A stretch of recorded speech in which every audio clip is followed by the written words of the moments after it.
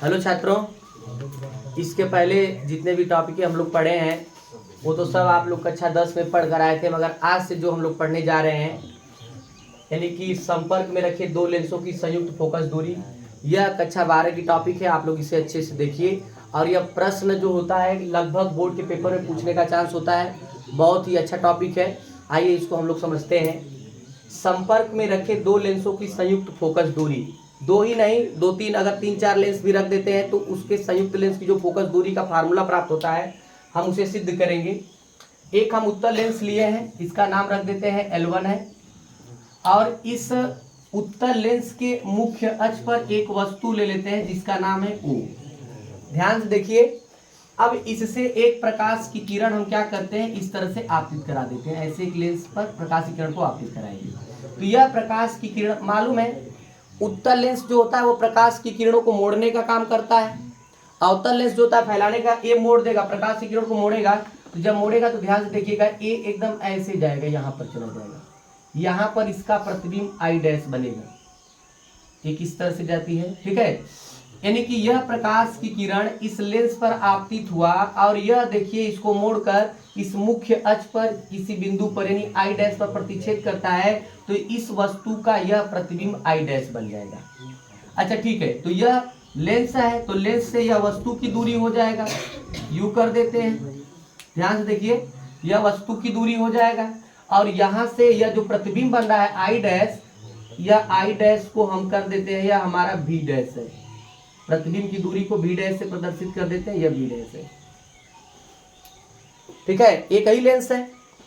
इतना तो समझ में आ रहा है कि एक लेंस है, प्रकाश की किरण को एक यहाँ से आपतित हुआ है, इसको मोड़ कर यहाँ पर फोकसित करेगा, जो क्या करेगा मुख्य अक्ष को आई डैश से प्रतिच्छेद करेगा। अब देखिए ध्यान समझिए, हम इसके संपर्क में एक लेंस और रख देते हैं, यहाँ पर एक लेंस रखेंगे, यहाँ पर एक लेंस रखेंगे, यह भी उत्तल लेंस ही है। अच्छा बतलाइए, पहले इसका काम था मोड़ने का, इसने अपना काम मोड़कर यहाँ पर फोकसित किया था, ठीक है। तो हम इसको डाट डाट के द्वारा दर्शा देते हैं कि यह डाट डाट के द्वारा गया था, ठीक है। थोड़ा सा समझिए ध्यान से। अब क्या करेगा कि यह लेंस जब रखेंगे तो इसका भी काम मोड़ने का है, ये भी तो मोड़ेगा। पहले इसने मोड़कर यहाँ पर फोकसित किया था, फिर ये मोड़ देगा, तो इसको जब मोड़ेगा ना तो ध्यान से देखिए यह कुछ मोड़कर इधर लाएगा और मोड़ेगा तो पास में आएगा, यह कर देते हैं आई कर देते हैं।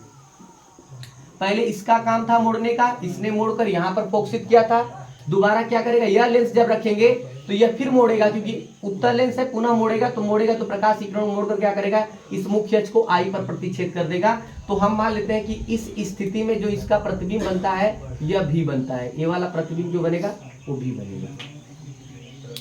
चित्र समझ में आया होगा आप लोगों को, फिर से समझ लीजिए कि यह उत्तल लेंस है, यहाँ से एक प्रकाश की किरण हम मुख्य लेंस पर आपतित कराते हैं, दूसरा ये जा रहा है क्या नाम से, मुख्य अक्ष के समांतर जा रहा है, मुख्य से होते जा रहा है, ये दोनों की प्रकाश की किरणें या आई डैश पर प्रतिच्छेद करेंगी, इस O का प्रतिबिंब आई डैश पर प्राप्त होता है यानी आई प्राप्त हो जाएगा, तो यह वस्तु की दूरी यू हो जाएगी और यहाँ से यहाँ तक प्रतिबिंब की दूरी क्या हो जाएगा, बी डैश हो जाएगा, ठीक है। दूसरे कंडीशन में एक उत्तल लेंस रखे हैं, तो यह उत्तल लेंस जो होगा ये प्रकाश की किरणों को क्या करेगा, जो ये प्रकाश की किरण आ रही थी, ये जो प्रकाश की किरण आ रही है इसे यह पुनः क्या करेगा, मोड़ देगा, मोड़ेगा तो यह आकर यहाँ पर काटेगा मुख्य अक्ष को, तो यहाँ पर प्रतिबिंब जो होगा। अच्छा ठीक है, ध्यान सुनिए कि जब जिस बिंदु पर प्रकाश की किरणें परावर्तित अपवर्तित प्रकाश की किरणें प्रतिच्छेद करती हैं वहां पर तो प्रतिबिंब बनेगा। तो थोड़ा सोचिए कि अगर इसको पीछे बढ़ाएंगे तो यह पीछे से तो प्रकाश की किरण आएगी नहीं, तो यह प्रकाश की किरण देखिए ये पूरा डाट डाट डाट डाट करते करते यहाँ पर काटी है ना, तो यह जो होगा इस प्रतिबिंब के लिए आभासी वस्तु का कार्य करेगा। यही पॉइंट लोग देखिए ध्यान से, बस यह जो होगा यह प्रतिबिंब जो होगा, यह प्रतिबिंब इस वस्तु का बना है, यह वस्तु का आभासी प्रतिबिंब का कार्य करे, वस्तु का कार्य करेगा, तो इस वस्तु का यहाँ पर प्रतिबिंब बना है और इस वस्तु का यहाँ पर प्रतिबिंब बना है, यानी पहले वस्तु का जो प्रतिबिंब बना है ना वो प्रतिबिंब क्या होगा, दूसरे के लिए क्या करेगा, आभासी वस्तु का कार्य करेगा। क्योंकि अगर हम इसको पीछे बढ़ाएंगे तो वस्तु से प्रकाश की इधर से नहीं आ रही है, देखो इस बिंदु से आ रही है, क्योंकि इसको आगे बढ़ाया डाट डाट डाट करके फिर इसको यह मोड़ रहा है, तो इस बिंदु पर आकर मिलेगा, ठीक है। तो यह इतना दिमाग में रहे तुम लोगों को कि यह प्रतिबिंब जो बना है इस आभासी वस्तु का प्रतिबिंब बना है। तो ठीक है, इसके लिए थोड़ा सा हम मान लेते हैं कि माना दो लेंस ये पतले लेंस है, मान लेते हैं। आप लोग ध्यान से देखिए, माना दो पतले लेंस, ये पतले लेंस है, पतले लेंस का मतलब उत्तली लेंस है, पतले लेंस। माना दो पतले लेंस, माना दो पतले लेंस L1 व L2 एक दूसरे से संपर्क में रखे हैं, संपर्क में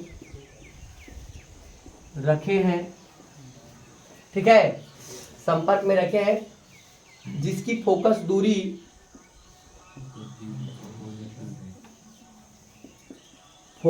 होती है ना, फोकस दूरी, जिसकी फोकस दूरी क्रमशः F1 व F2 है। मान लेते हैं कि इनकी जो फोकस दूरी, पहले लेंस की फोकस दूरी क्या है F1 और दूसरे लेंस की फोकस दूरी क्या है F2 है, ठीक है। पहले स्थिति में ध्यान समझिए, ध्यान से, पहली स्थिति में हम क्या कर रहे हैं कि वस्तु O का L1 लेंस, या L1 है, ये L2 है, तो लिख देते हैं L1 लेंस वस्तु क्या है O का प्रतिबिंब कहाँ बनाता है बतलाइए, I डैश पर बनाता है। जब बनाता है ना, तो लेंस की फोकस दूरी के सूत्र का फार्मूला मालूम है ना, लेंस के फोकस दूरी के सूत्र से, ये सूत्र बोलिए क्या होता है, लेंस की फोकस दूरी का सूत्र क्या होता है, 1/v माइनस 1/u बराबर क्या होता है 1/f। ऐसे भी लिख सकते हैं, और इसको आप ऐसे लिखेंगे 1/f बराबर 1/v माइनस 1/u। तो ध्यान से देखिए, तो पहले लेंस की फोकस दूरी को हमने L1 माना है, तो यह f के जगह क्या लिख देंगे बतलाइए, या सॉरी, पहले लेंस की फोकस दूरी को F1 माना है, तो यहां पर हम क्या लिख देंगे बतलाइए, F1 बराबर 1/v। तो यह प्रतिबिंब कहां पर बना है बतलाइए, यह v डैश दूरी पर बना है, तो जहां पर v है वहां पर हम क्या लिखेंगे बतलाइए, v डैश, तो 1/v डैश। ध्यान समझना, बहुत आसानी से समझ आ जाएगा। अब माइनस 1/u, वस्तु तो u है तो u ही रहेगा, 1/u कर देते हैं, इसे समीकरण नंबर 1 कर देते हैं। क्या ये बात समझ में आई? 1/f बराबर 1/v माइनस 1/u होता है। तो प्रथम लेंस के लिए इसकी फोकस दूरी को f1 माना गया है, तो यहाँ पर f1 लिख देंगे, और यह प्रथम लेंस से प्रतिबिंब की दूरी क्या है, v डैश है, तो उसको v के जगह v डैश लिख देंगे, और प्रथम लेंस से वस्तु की दूरी क्या है, u है, वहां पे हम u लिखेंगे, ठीक है, समझ में आ रहा होगा। समीकरण 1 बना दिए। दूसरे लेंस के लिए, L2 लेंस के लिए ध्यान समझना, के लिए प्रतिबिंब I डैश आभासी वस्तु का कार्य करेगा, आभासी वस्तु का कार्य करेगा, और L2 लेंस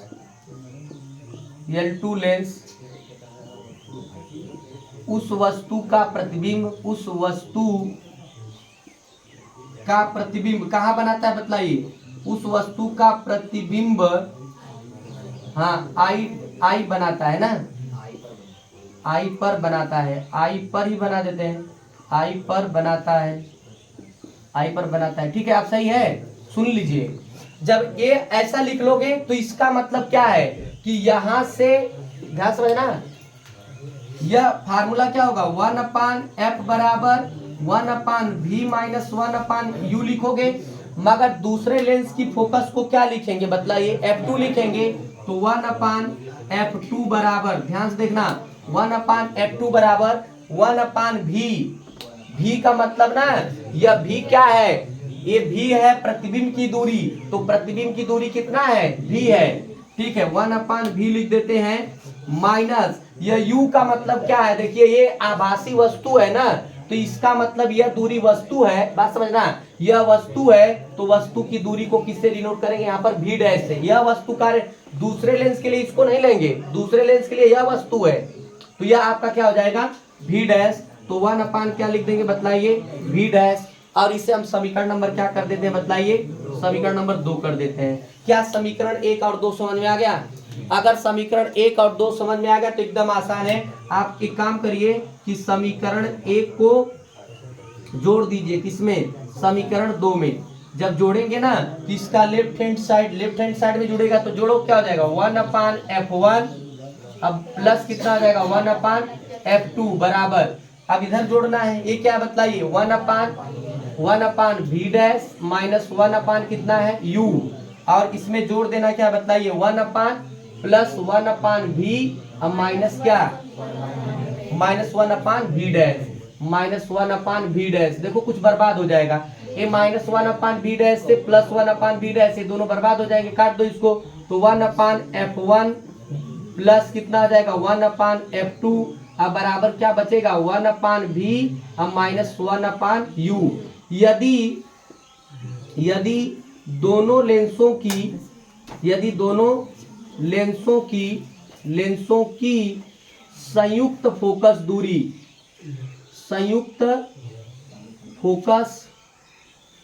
दूरी क्या है, फोकस दूरी f है ना, तो तुम क्या लिख सकते हो कि 1 अपान f बराबर 1 अपान v माइनस 1 अपान u। तो 1 अपान v माइनस 1 अपान u को 1 अपान f लिखेंगे, तो बताओ इसको 1 अपान v माइनस 1 अपान u को क्या लिख देंगे, तो यह 1 अपान f है प्लस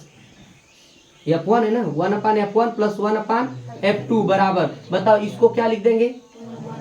1 अपान f, यानी कि सब मिला जुला कर 1 अपान f बराबर हो जाएगा 1 अपान f1 प्लस 1 अपान f2। यदि दो लेंस है तो दो लेंसों की जो संयुक्त फोकस दूरी का फार्मूला होता है 1 अपान f बराबर 1 अपान f1 प्लस 1 अपान f2। यदि कई लेंस होते हैं 1 2 3, इसमें जितने भी लेंस लगाते चले जाओ, तो उस कंडीशन में यदि n लेंस लगे होंगे तो 1 अपान f बराबर 1 अपान f1 प्लस 1 अपान f2 plus dot dot dot, जितने रहेंगे सबको जोड़ देंगे 1 अपान fn कर देंगे, जितने होंगे सबको क्या कर देंगे जोड़ देंगे। हाँ, मगर जो संयुक्त लेंस की जो फोकस होगा ना, जो संयुक्त लेंस का फोकस होगा, तो जिसकी फोकस दूरी अधिक होगी, जैसे ऋणात्मक में आ गया, तो इसका मतलब हुआ ना, अगर f का मान, पहले तो की बात सुनिए, यह f1 f2 का मान हम चिन्ह सहित रखेंगे, जो चिन्ह रहेगा यानी उत्तल है तो प्लस में लिखेंगे, अवतल है तो माइनस में लिखेंगे, और चिन्ह सहित रखेंगे इसमें। और f का मान यदि प्लस में आ गया तो इसका मतलब ये संयुक्त लेंस जो होगा ना, वह उत्तल लेंस की भांति व्यवहार कर रहा है, और इसका f का मान यदि माइनस में आ रहा है तो इसका मतलब ये संयुक्त लेंस की जो फोकस दूरी होगी वो क्या होगी बताइए, अवतल लेंस की तरह व्यवहार करेगा। ठीक है, तो यह फार्मूला होता है संपर्क में रखे दो लेंसों की संयुक्त फोकस दूरी का सूत्र होता है 1 अपान f बराबर 1 अपान f1 प्लस 1 अपान f2। हमें ध्यान क्या देना है कि इसमें चिन्ह का मान f1 f2 का मान जब हम रखेंगे तो वो क्या करेंगे बताइए, चिन्ह सहित रखेंगे। ठीक है, और समझ में आ गया होगा आप लोगों को। ठीक है, बंद।